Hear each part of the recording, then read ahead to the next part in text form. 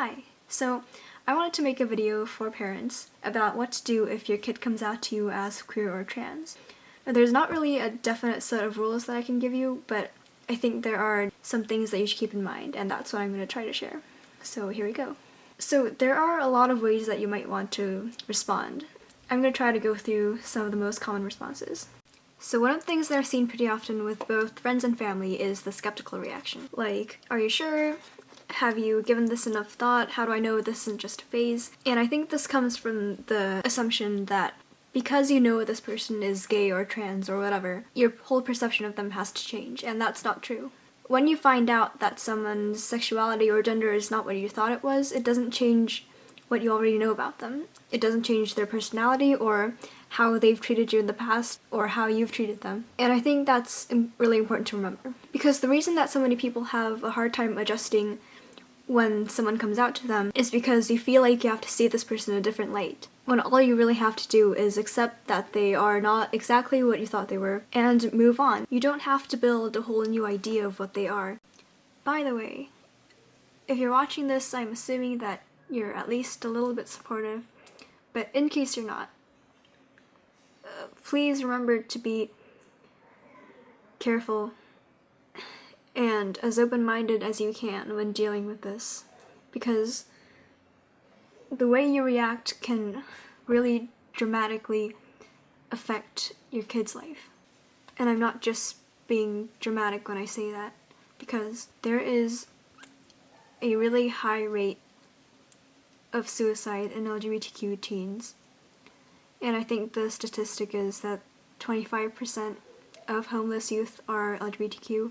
I am really lucky to have a family that supports me, but there are a lot of people who don't, and it takes a huge toll on them. Because home is a place where you're supposed to feel safe and supported and accepted and loved, and even if you say something like, I do love you, I just don't accept that part of you, you can't choose which parts of a person to accept. It's really all or nothing, and I really hope that it ends up being all, because you need to understand that this goes beyond personal preference or a disagreement or some kind of clash of opinions, because this is a huge part of your kid's life, and they are trusting you with something. And if you break that trust, and if you make home a place that they're afraid to go, or make their family something that they have to hate, or something that hates them, it can have really bad consequences. So even if it takes you a while to warm up to the idea, or to really understand, please try your best. So just be aware that the things that you say are going to directly affect them, because they do spend a lot of time with you, and it can be really damaging, maybe a lot more than you think, to be in an environment that doesn't understand or doesn't want to understand. So keep that in mind. It's really common for people to be concerned that someone's sexuality or gender is just a phase or not really serious. And even though sexuality and gender are definitely confusing things, it definitely takes a long time for people to figure it out. You should remember that they will always know more about themselves than you do. And this isn't meant to sound rude, but no matter how close you are to them or how good of a relationship you have, because you can't see inside their mind and know exactly what they're feeling, you shouldn't assume that you can know what they're going through. And maybe it is something that they're not sure about, and maybe it is going to change, or not change, but maybe they're going to figure out that there's something else. But it's so important that you don't invalidate what they think at this moment. Because, yes, they could be wrong about themselves, but they could also be right. And if they're coming out to you in the first place, it means that they've given this a lot of thought, and it isn't just something that comes out of the blue. So just keep that in mind, and make sure you're supporting them, even if it takes a while for you to get used to it. And just remember that just because they didn't tell you doesn't mean that they weren't having these thoughts before. And that brings me to my next thing, which is wondering why they didn't tell you sooner. This is something that I experienced when I came out to my parents, and I do get where it comes from. You might be disappointed that they didn't trust you enough to tell you sooner. You might be upset that they maybe told someone else before you, and you could be scared that you're not doing enough to make them trust you.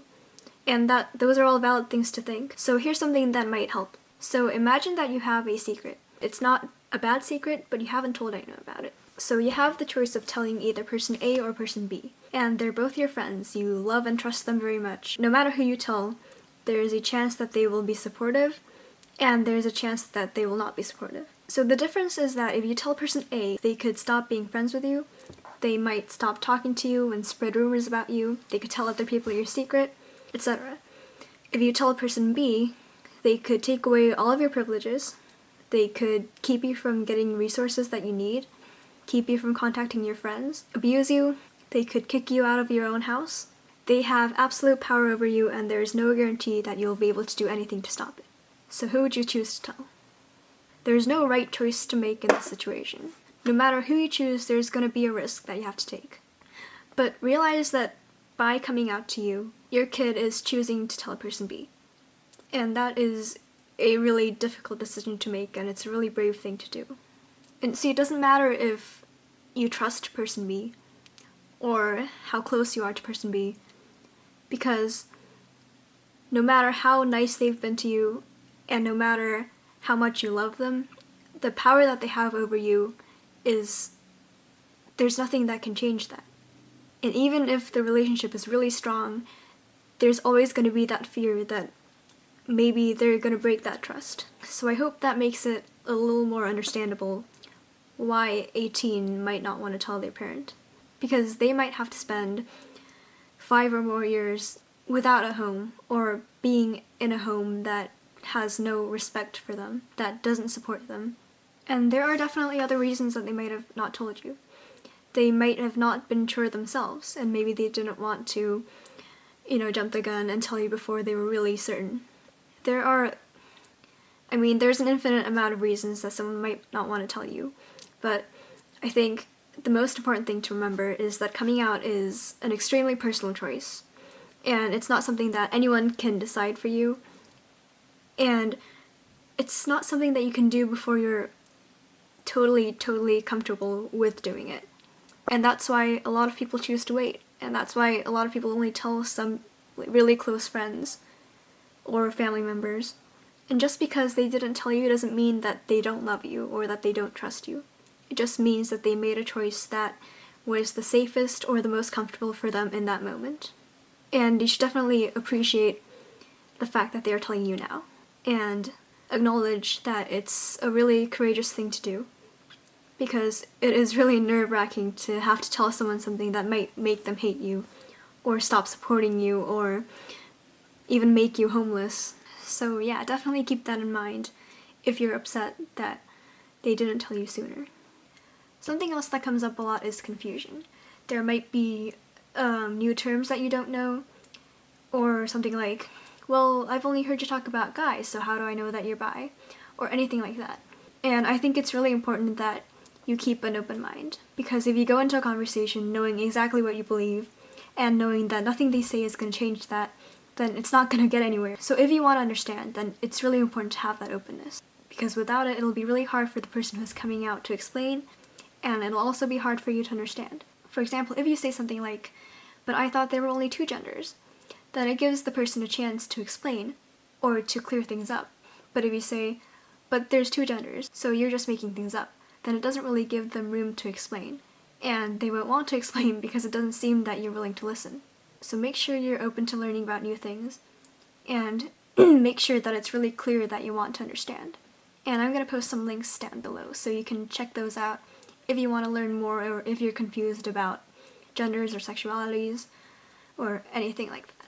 I've also seen a lot of people assume that because they haven't heard of a term, or because it's new, that it's not a valid gender or sexuality. And I really don't think that's right, because you see new words being created, you see new words in the dictionary all the time, and when you see those new words, you say, oh, okay, so I can use this word to explain this thing more specifically now. And the same goes for sexuality and gender. By creating a new term, we're not saying, here's this new thing that we just made up out of nowhere. We're saying that here is a new term to describe an old idea that already existed, because we want something that describes exactly what we feel. And that's what new terms are made for. It's not to make things more confusing, and it's not to just suddenly come out with something to make us more special or different. It's just something that can allow us to fit into a more specific community that might understand us better. And labels aren't really necessary for anyone to have, but it does make a lot of people a lot more comfortable, and that should be respected. So just keep in mind that when you see a term that seems weird or new, it's not there to confuse you, it's just there to give a more specific and accurate name to something that we already know is true.